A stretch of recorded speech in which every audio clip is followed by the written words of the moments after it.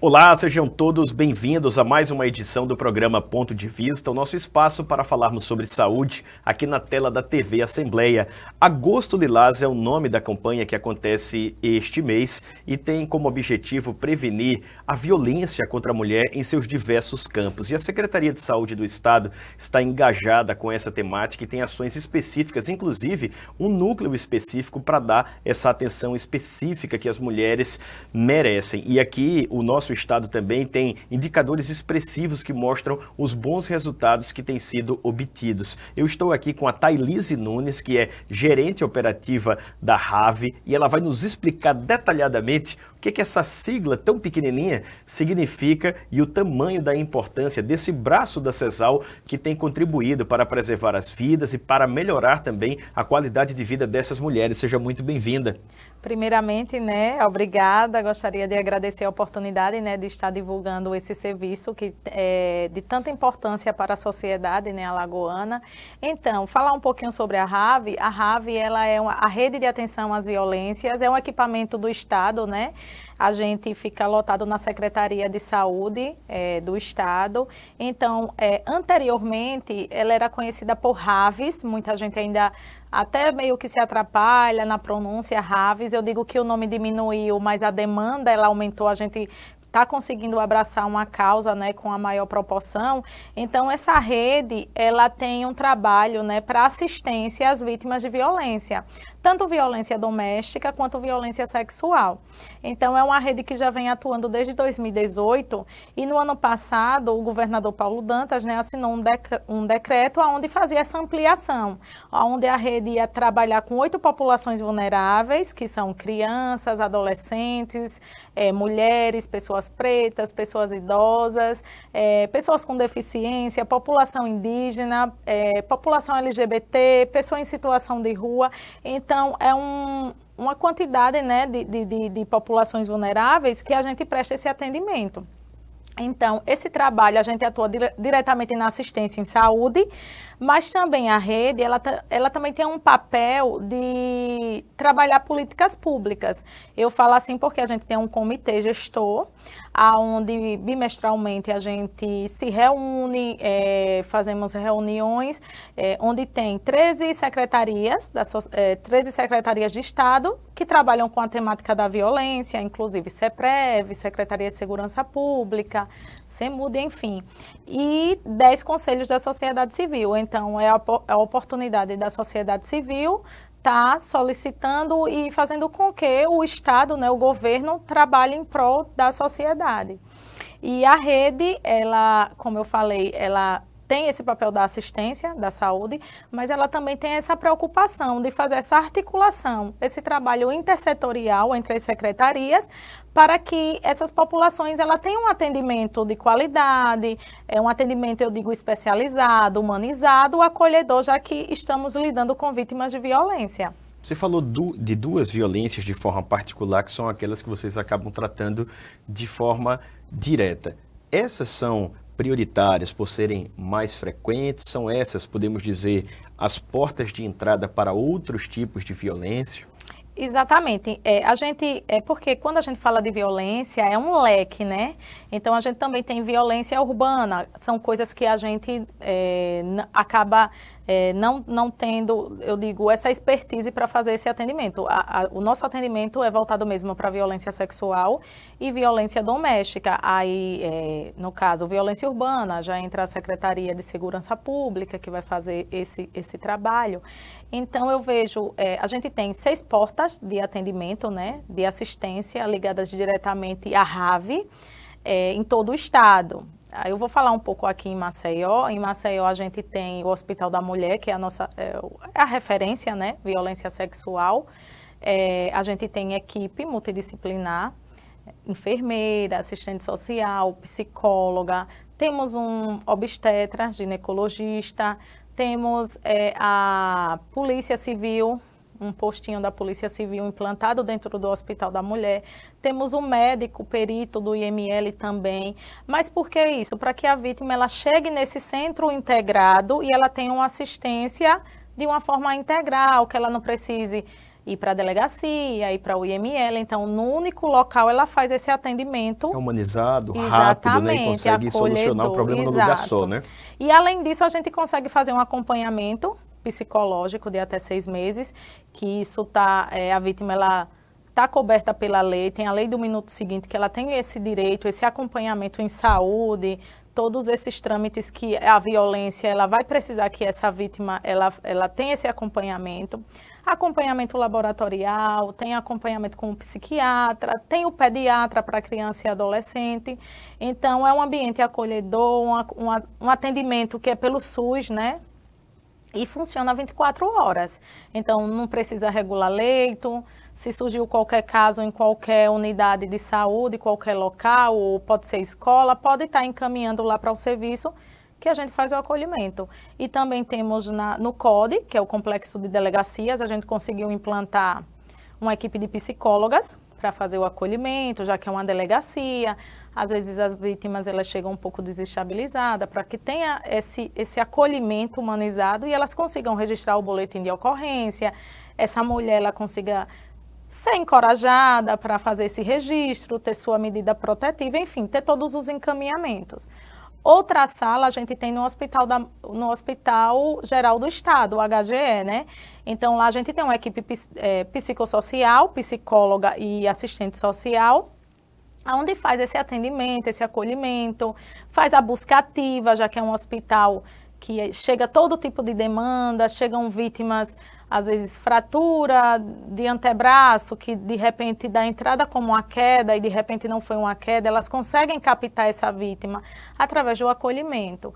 No interior, a gente tem em Porto Calvo, que é o Hospital Regional do Norte, também temos uma equipe lá, que atende todo o litoral norte. Temos no Hospital Daniel Uli, em Arapiraca, uma equipe multidisciplinar, ali no Agreste, no Sertão, para fazer todo esse acompanhamento dessas vítimas, crianças. A gente, agora no Agosto Lilás, né, que a gente está falando muito no enfrentamento à violência contra a mulher, então é muito importante esse trabalho ali naquela região. E temos também lá no CISP, em Delmiro Gouveia, que é uma equipe da saúde, mas atende na delegacia, porque a demanda chega muito também na delegacia e a gente consegue captar essas mulheres e inseri-las na rede para que elas consigam quebrar esse ciclo de violência e ela tenha os encaminhamentos, elas consigam, para que os profissionais eles consigam fazer esse direcionamento correto e a vítima ela consiga entrar, fazer seu tratamento, fazer o seu acompanhamento psicológico, enfim, o que elas precisam. E o interessante é que todos esses serviços que você citou são ofertados dentro da própria estrutura da CESAL, que acaba sendo um guarda-chuva para atender essas necessidades e demandas, né? Exatamente, é a CESAL, né, como eu já falei que a gente é ligada à secretaria, então é a preocupação do Estado, né, com as vítimas de violência. A gente sabe, a violência ela sempre existiu, hoje em dia a gente percebe, eu vou falar mulher, mas a população em si já está tendo conhecimento acerca da violência, quais são os tipos de violência.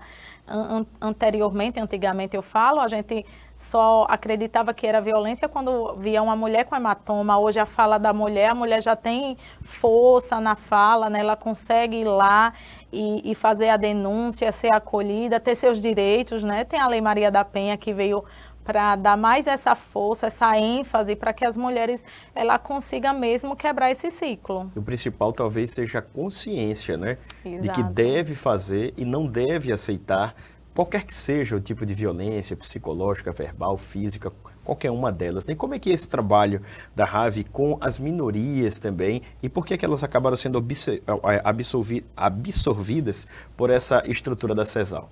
Bem, é porque a gente percebe a questão da vulnerabilidade, né? São grupos bastante vulneráveis, a gente lida criança, a gente percebe, a gente tem uma demanda muito grande de criança e adolescente no Hospital da Mulher.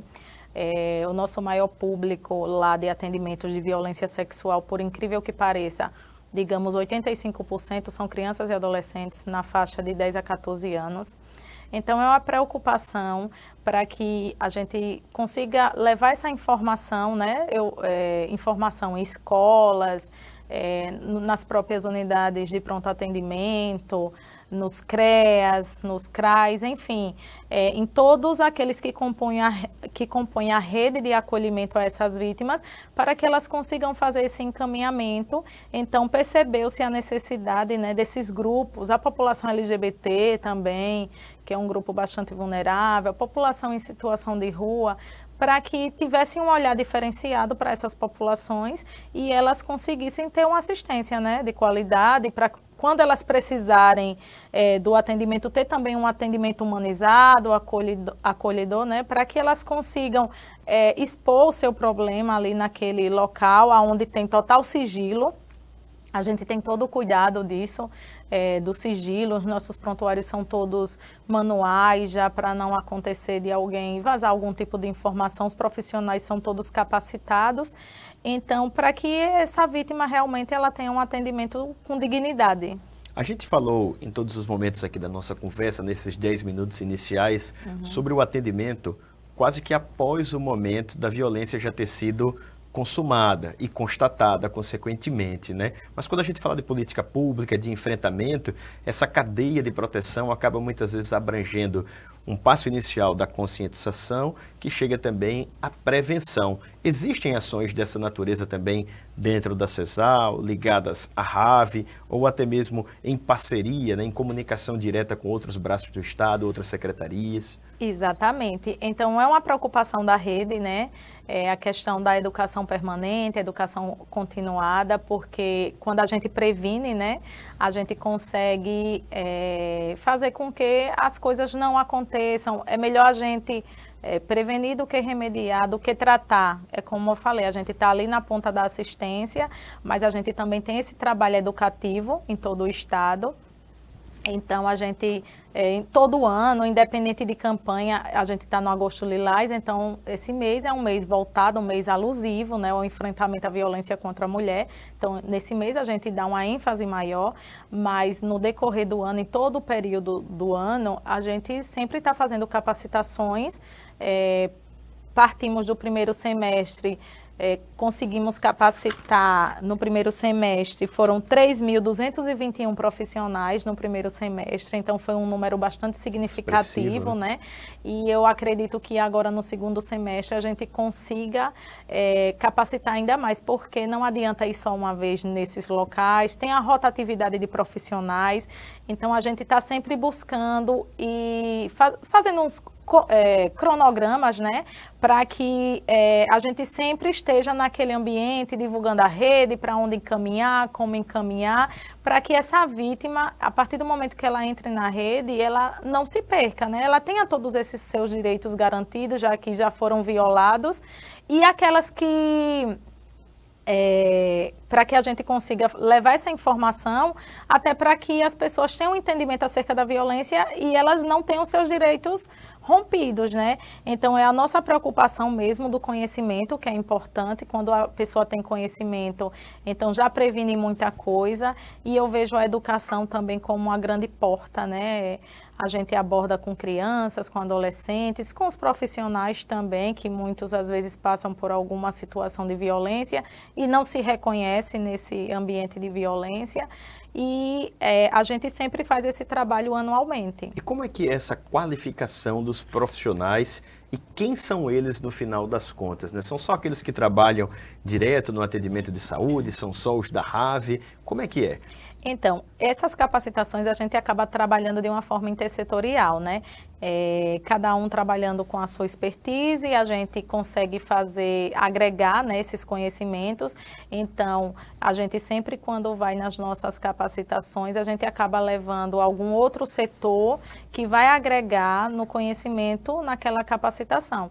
Então, a gente tem uma equipe voltada na gestão, temos uma equipe de educação continuada, temos uma supervisão da assistência também, onde todos se empenham para fazer esse trabalho, né? Que eu digo que é um trabalho muito gratificante, é um trabalho que a gente sempre está ali levando conhecimento para as pessoas, para que tenham esse entendimento, né? E a gente, quanto profissional de saúde, eu falo de saúde ou da educação ou da assistência, a gente fazer esse acolhimento a essas vítimas sem o olhar de julgar, a gente sempre frisa, não cabe o julgamento, então a gente está ali para ver a vítima de uma forma integral, de uma forma holística, para que ela realmente seja bem atendida no nosso serviço e que ela chegue em outros serviços e ela consiga esse acolhimento também.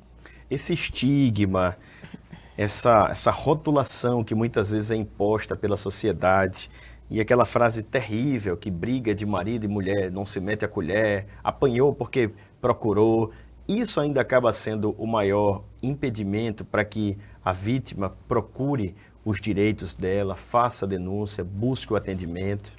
Muitas das vezes sim, a gente percebe que ainda tem isso, né? Briga de marido e mulher, ninguém mete a colher, mas eu digo que mete. Hoje em dia a questão vem, eu sempre abordo que não é só compromisso da União, do Estado, do município, também cabe à sociedade civil, né? Presenciar, identificar, eu digo melhor, e não se calar. Então, se eu vejo um vizinho meu, uma vizinha que está sendo agredida, tem canais de denúncia anônimo, anônimos, tem 180, 181, tem Disque 100. 190 também, né? 190, a polícia, na hora, né? O flagrante, né? Então, a gente tem como denunciar, o que não pode é eu ver e me calar e culpar, né, os órgãos. Então, tem parcela de culpa de todo mundo, então todo mundo tem que estar fazendo. Às vezes essa mulher, ela está em um ciclo de violência que não se dá conta, ela não tem forças, então a gente também tem uma parceria muito boa com a CEMUD, que é a Secretaria da Mulher e dos Direitos Humanos, que tem o Centro Especializado da Mulher, né? Isso é importante porque, no final das contas, é uma cultura já estabelecida, né? Principalmente em regiões como a nossa e, sobretudo, no interior. Mas vou fazer aqui uma comparação. O Estatuto da Criança e do Adolescente, por exemplo, diz que é dever de todos a proteção integral e o cuidar para que os direitos desse público em particular sejam atendidos e resguardados. E por que seria diferente com a mulher, né? Ou que com qualquer que seja a pessoa, no final das contas, enquanto sociedade, nós temos mecanismos que facilitam essa denúncia e podem acabar salvando uma vida, né? Porque às vezes a pessoa vê aquilo dali como algo habitual e por não se posicionar acaba contribuindo nessa omissão para que aquele problema se perpetue, né? E eu acho que tocar nisso daí, conscientizar a população também da importância individual é extremamente necessário para que gradativamente, né, haja essa disrupção, essa mudança de concepção acerca da violência, seja ela contra qualquer pessoa vulnerável, sobretudo, né? Exatamente. E a gente fala em mulher e imagine a mulher idosa. A gente vem fazendo também um trabalho com a pessoa idosa, a gente está vendo muitos casos de negligência, né? Que a violência contra a pessoa idosa, a maioria das vezes parte dentro do domicílio. É semelhante à da criança, né? Quase sempre o agressor é no domicílio. Que torna mais difícil, muitas vezes, a identificação, a denúncia, né? Até porque a pessoa idosa, ela acaba, eu digo, ela é mais sentimental. Como é que você vai denunciar um filho, vai denunciar um sobrinho, vai denunciar um ente que é aquela pessoa que você muitas das vezes gerou, criou? Mas esse trabalho mesmo de conscientização da população faz com que, para mudar mesmo a questão da visão, ninguém apanha porque quer, ninguém apanha porque gosta, e a gente consiga denunciar mesmo, identificar e denunciar. A gente tem 2 meses em particular que são especiais para vocês, né? Junho, Violeta, agosto, Lilás. Recentemente, inclusive, já apresentaram balanço de ações, cronograma do que está e ainda vai ser executado. Como é esse trabalho aí para, podemos dizer, potencializar as iniciativas nesses 2 meses tão simbólicos? A gente também tem o Maio Laranja, que é da criança, o enfrentamento à violência contra a criança e adolescente. Né? Então, são meses alusivos, né? A gente sempre intensifica as ações nesse mês para dar uma visibilidade maior a temática de cada mês. Porém, a gente não pode parar no decorrer do ano, né? No decorrer do ano, a gente dá continuidade e sempre fortalecendo esse atendimento mesmo dos profissionais, para que eles consigam fazer esse atendimento de uma forma, como eu sempre digo, humanizada, né? Os resultados têm sido benéficos a partir dessas ações educativas, de conscientização. Aqui na Assembleia mesmo, houve várias sessões, né, para discutir a questão da violência contra a criança, o adolescente, projetos de lei, discussões também acerca da violência contra a mulher nesses 2 últimos meses. Como é que foi a percepção de vocês acerca dessas tratativas? É, bem assim mesmo. A gente percebeu que, como eu falei, a gente já capacitou 3.221 profissionais. E fazendo um comparativo do ano passado para esse ano, eu falo o primeiro semestre. Então, 2023, a gente teve 1.093 casos que foram atendidos nas portas da RAVE. Quando eu falo as portas, aquelas 6 portas de atendimento da RAVE. Então, 2023 foram 1.093, onde foram 552 casos de violência doméstica e 541 de violência sexual. Sendo que com as nossas capacitações, a gente levando informação, que a gente fala da assistência, né, imediata no pós-violência, né, naquele momento da violência, mas também a gente fala muito na prevenção. Então, a gente também viu que em 2024 foram 1.469 casos, só pela porta da RAVE. Então, a gente já vê uma crescente, e eu acredito que essa crescente se dá pela informação. Às vezes, a mulher está passando violência psicológica e ela não se reconhece, porque às vezes vem da questão cultural, ela viu a mãe apanhar, viu a avó apanhar e acha que faz parte daquele contexto da convivência com o esposo. Então, muitas já começam a ter esse entendimento e a se fortalecer e denunciar. Então, foram 800 casos nesse primeiro semestre de violência doméstica e 669 de violência sexual. Então, não é que a violência não existiu, a violência sempre existiu, mas a gente vê que também as mulheres, enfim, todas as pessoas estão tendo esse conhecimento, né? A informação, como diz, a informação, o conhecimento, eu digo que ela acaba libertando as pessoas e muitas conseguem se empoderar, criar coragem, procurar uma delegacia, sabe que tem equipamentos que proporcionam, digamos, essa segurança, essa garantia de direitos delas e acabam que esses números estão subindo, mas que a violência ela sempre existiu. A gente sempre acaba precisando de um suporte técnico para fazer essa análise, já tem aí a quantitativa, para fazer a qualitativa, né? Tentar entender o que é que esses números estão dizendo. É como, por exemplo, o fenômeno do transtorno de espectro do autista, né? As pessoas dizem assim, mas depois da pandemia apareceram tantos casos, antes não existiam. Não é bem assim. Na verdade, antes não se falava sobre a questão, não se tinha uma diretriz para o fechamento de diagnóstico, não havia, como você bem disse, a informação. E hoje não é diferente com esses casos de violência. É difícil você abrir um portal de notícias, ligar a televisão num jornal local ou nacional, para não ter uma dessas notícias em pauta. Exploração sexual de menores, violência doméstica. Parece que houve um crescimento, né, muito abrupto. Você acredita que isso de fato houve e se intensificou depois desse período de pandemia? Ou vocês observam lá na ponta que esse é o resultado do trabalho de conscientização, de notificação, de identificação, que está dando efeito mesmo, ou quem sabe até as duas coisas, né? Eu acho que é um pouco de cada, e principalmente essa questão da informação mesmo, porque as pessoas elas estão tendo esse entendimento. Então, se eu sei que hoje eu sou mulher e me reconheci que estou vivendo num ciclo de violência e eu sei que eu tenho uma delegacia especializada, já é um equipamento voltado, são pessoas voltadas com um olhar para a mulher, temos especializada da criança, de vulneráveis também. Então, é diferente.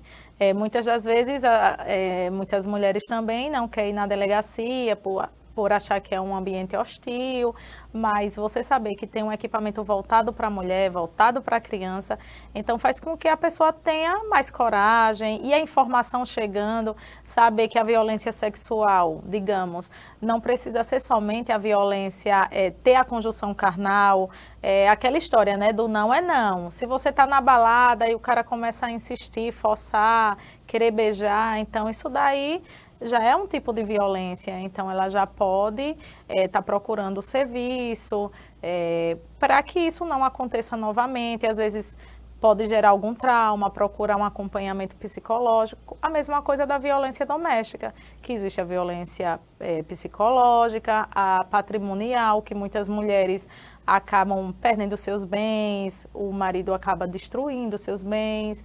E elas... Às vezes se sente até numa relação de dependência, né? Por não ter essa emancipação, Exato. acaba tolerando esse sofrimento em detrimento da continuidade da vida, podemos dizer assim, né? Dessa dependência econômica ou meramente patrimonial, né? Porque até muitas das vezes a mulher, ela não depende financeiramente do esposo e acaba nessa dependência emocional e não consegue sair desse relacionamento abusivo, aí depois vem a agressão física. E muitas das vezes chega até o feminicídio, né? E esse mês é um mês para dar visibilidade ao Feminicídio Zero, né? Que é a campanha nacional, para que a gente consiga diminuir ainda mais esses indicadores no nosso estado. E você falou da questão patrimonial, é interessante, que patrimônio se remete a bem, bem se remete a dinheiro, no final das contas, né? Há também uma leitura equivocada da sociedade de que esse tipo de violência só acontece em lares, em ambientes que são socioeconomicamente desfavorecidos, né? Como a gente costuma dizer, mais pobres. E não é bem assim. Infelizmente, a gente vê que isso daí acontece até em camadas mais abastadas, né? Mais elevadas da sociedade. E muitas vezes há uma maquiagem social para tentar acobertar aquilo dali, evitar escândalos, mas é preciso falar sobre esse ponto também, porque às vezes as pessoas acham que essa própria condição é uma capa, né, para esconder esse tipo de delito, esse tipo de violência, né? Exatamente. Como você falou anteriormente, a gente via muito pessoas com baixo nível de escolaridade, em questão de vulnerabilidade mesmo, e a gente vê que hoje em dia não existe mais classe social, a violência ela está aí, a gente já viu casos na mídia, né, de pessoas que você olha e diz como é que essa pessoa consegue se submeter a tal situação. Enfim, a violência, ela tá para todo mundo, né? E é isso que a gente tem que trabalhar mesmo com a sociedade civil, com os nossos profissionais, esse trabalho preventivo mesmo e o da assistência quando realmente acontecer para que essa pessoa ela seja acolhida. Vamos ter ainda algumas ações pontuais relacionadas à campanha nesse mês de agosto? Sim, sim. A gente está, inclusive, hoje... Pelo visto aí está grande, estou vendo aqui o calendário, viu? Está cheio. A gente vem de uma demanda, né? Desde o início do mês, que é um mês que realmente a gente trabalha bastante, tanto no agosto lilás também, no maio laranja, junho violeta. Então, hoje, a gente já teve uma equipe que estava em Feira Grande e agora à tarde estaremos em Coqueiro Seco. Já amanhã a gente vai estar em Jacuípe e a gente também vai estar fazendo aqui em Maceió, lá no SAMU, com a equipe do SAMU, que é muito importante, né, que eles estão trabalhando ali diretamente na ponta, para que se de repente se deparar numa situação de violência, saber conduzir. Então, no decorrer da semana, a gente ainda vai para Ibateguara, no dia 22 vai ter também palestra educativa na Uninassal, vamos lá para a cidade universitária, para a UPA, que é muito importante, como eu falei, a questão da rotatividade. Estaremos também no HGE, a equipe do HGE fortalecendo a Patrulha Maria da Penha com a palestra. Estaremos também no Presídio de Segurança Máxima, dia 26, fazendo capacitação com profissionais também e reeducandos também. Deixa eu ver mais aqui. No Benedito Bentes. Enfim, a agenda está grande. Lotada, né? O trabalho não falta. São Sebastião, Giraldo Ponciano.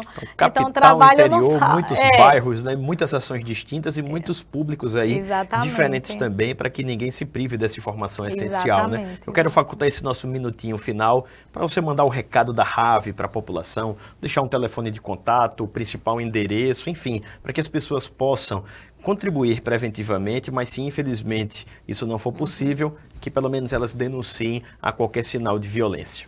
Bem, a rede de atenção às violências, ela está para fazer esse acolhimento, né, às vítimas que necessitam do nosso serviço.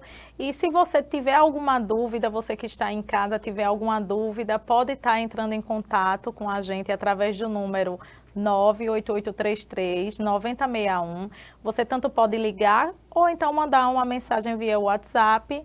Não se preocupe, o sigilo é garantido, a gente vai estar encaminhando você para o local mais adequado que precisar. Ou então, se você precisar também de alguma capacitação aí no seu serviço, pode entrar em contato com a gente, que a gente informa como proceder e marcar o momento no local, né, que desejar. Muito obrigado, Thailise Nunes, que trouxe as informações aqui da rede de atenção às violências, no plural mesmo, né, porque existe mais de um gênero, mais de um tipo. Ela é gerente operativa lá da RAV.